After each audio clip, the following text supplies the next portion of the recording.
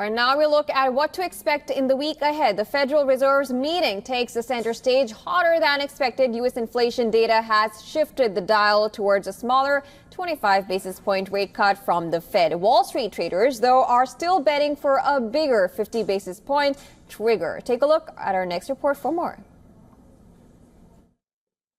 Fed interest rate cut expectations have been building through the summer as the central bank pivoted to put more emphasis on the cooling labor market rather than above-target inflation. In August, Fed Chair Jerome Powell was as clear as the time has come for policy to adjust. The direction of travel is clear. As such, the main question was whether it would be a 0.25% or 0.5%. The Fed has made it clear that monetary policy is going to be eased meaningfully from next week onwards.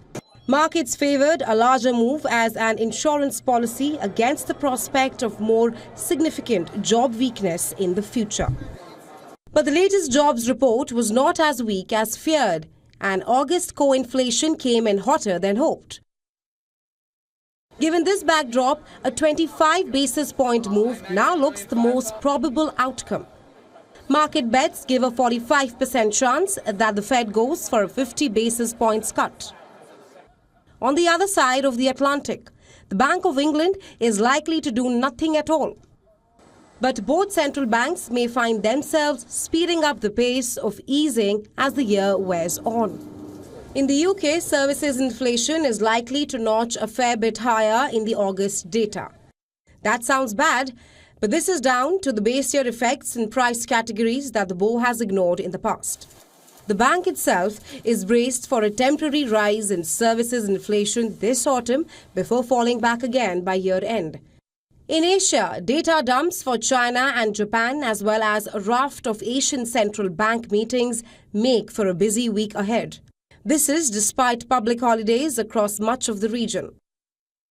Japan will release several major data points. The highlight, though, will be the Bank of Japan policy meeting. The BOJ is widely expected to keep rates unchanged after a hike in July. However, if upcoming growth and inflation data are in line with the central bank's outlook, then it will likely resume its rate hikes in December.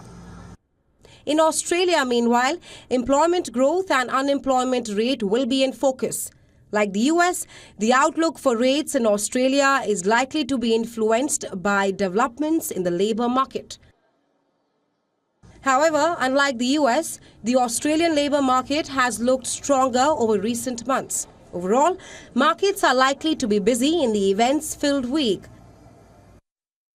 Business Bureau Report, WION World is One.